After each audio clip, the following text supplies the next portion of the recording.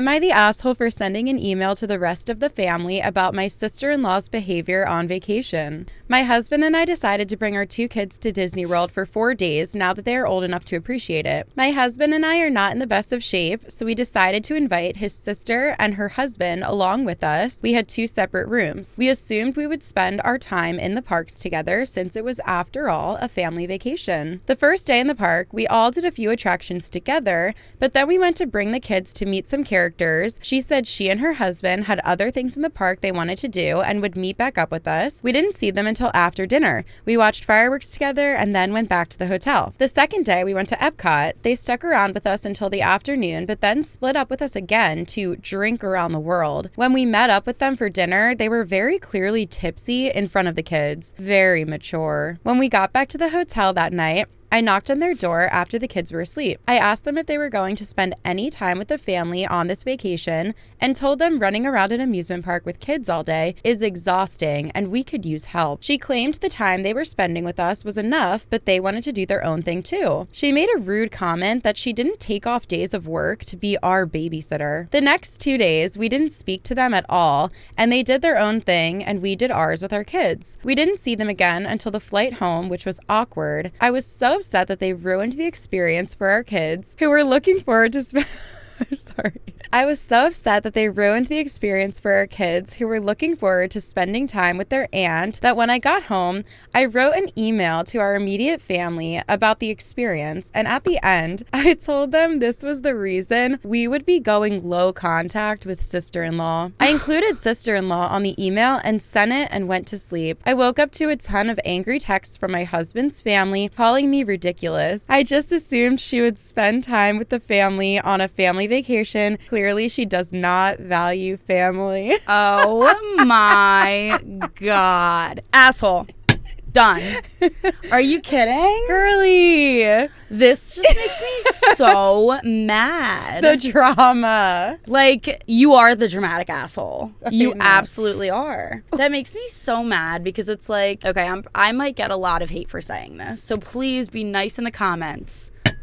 However, I am a firm believer that if I want my life to revolve around kids, I will have my own kids. I have gone to restaurants with significant others and had screaming children, like running behind our chairs, hitting us, like touching us. And when I roll my eyes, I've heard the parents say like, oh, you'll get to that point in life. Like, no, I'm 28 years old. If I wanted to be at that point in my life, I would be. If I'm going to go on a vacation to Disney World with my friends or my family that has kids, that's great. We can enjoy time together. But unless you are paying me to come with you and be the babysitter, I do not owe you anything. Yeah. You chose to have kids. You chose to bring them on vacation. I chose not to have kids so that I can go on this vacation. Yeah. I don't know. Like, that just irks me so much because it's like I said, if I wanted my life to revolve around children, I would have my own children. That's why I don't have children, because I don't want my life to revolve around yours. She's crazy. Not She's Erin, crazy. the OP. Oh my God. The OP. Yeah, she really admitted that she and her husband are not in good shape. So they invited the sister-in-law on the family vacation. It's like, did you invite her? Or did you secretly think that if she was there, she would end up babysitting your kids? Because it sounds like that. Yeah, like if you wanted to bring a babysitter along, pay a babysitter to come along. And you do not just assume someone else is going to take responsibility for your kids. Yeah, like if she needed help with the kids, she should have said that to the sister-in-law and set the expectation from the beginning and been like, would you want to come with us? I'll pay for your room if you help me manage the children. Right. You offer them something in exchange. When she says, oh, we went to Epcot and they wanted to drink around the world. It's like, yeah, that's literally the appeal of going to Epcot. No, that's I know. what everyone does. And she's like, they were a little bit tipsy at dinner. Like, God First of all, forbid they have a glass of wine. And if you knew that they were going drinking around the world and this is a concern to you, don't meet up with them for dinner. Yeah. Second of all,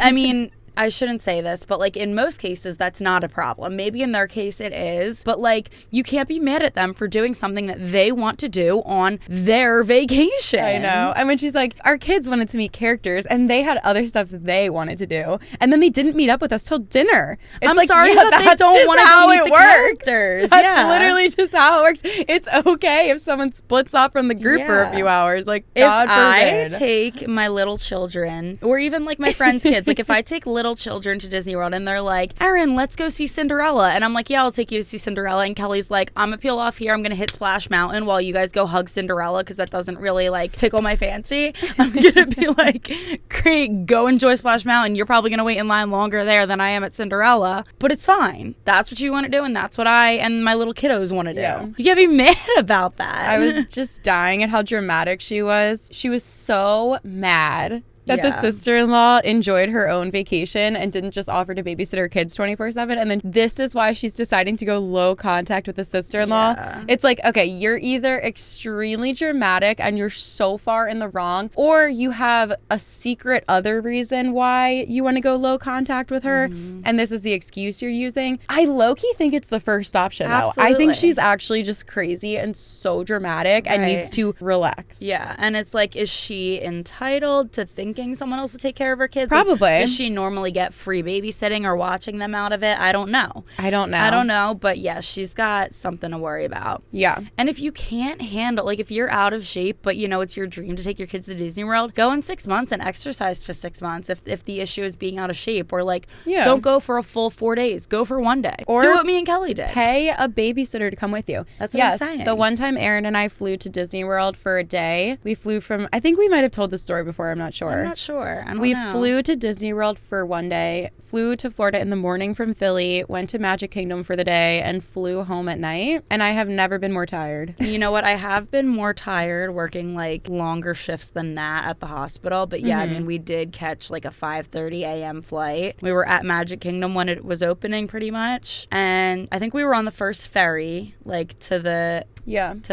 park. We did well. We got on almost every ride we wanted to go on. I know, it was amazing. Yeah, and that like got our little Disney kick out because we spent most of COVID, like most of the world, when Disney Plus came out, watching our childhood Disney movies. And we were like, we just need to get it out of our systems, go see the castle, and move on with our lives. So we did. Move on with our lives. We did it in 1 day only. We have a vlog about it on YouTube. Yeah, go watch it. You can watch it. But it was a lot of fun. So if you have the, and honestly too, if you don't have the means but you're dying to go to Disney World, we did it very cheap. We did it because for whatever reason there was cheap $50 round trip flights that day, and then going to the theme park for the day was the same as going to really any theme park for the day. No, it's so much more expensive. Disney World, when we went, it was not that much more than a day at Six Flags. Wasn't it like $200 to go to Disney World? No, it was like $100 a person. Oh, really? Yeah. I think now it's like Disney World is absurd. I cannot understand how it exists at that capacity. Because people are going to pay it. I know. It's like sad. I feel like they're bankrupting families because people will do anything for their kids to get their kids there. And you just have, it makes me mad how much it costs, but I don't know, I guess they have stupid reason for it. So if you can't afford it and you want to do it on a budget and you can find a really cheap round trip flight, or you want to road trip it and just go for 1 day. Erin's really selling this. And use our referral code to book your flights on Frontier.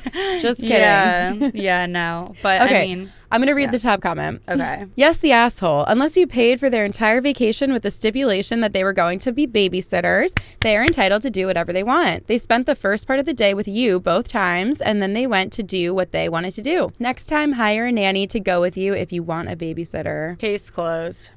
Thank you, top comment. People love the top comments.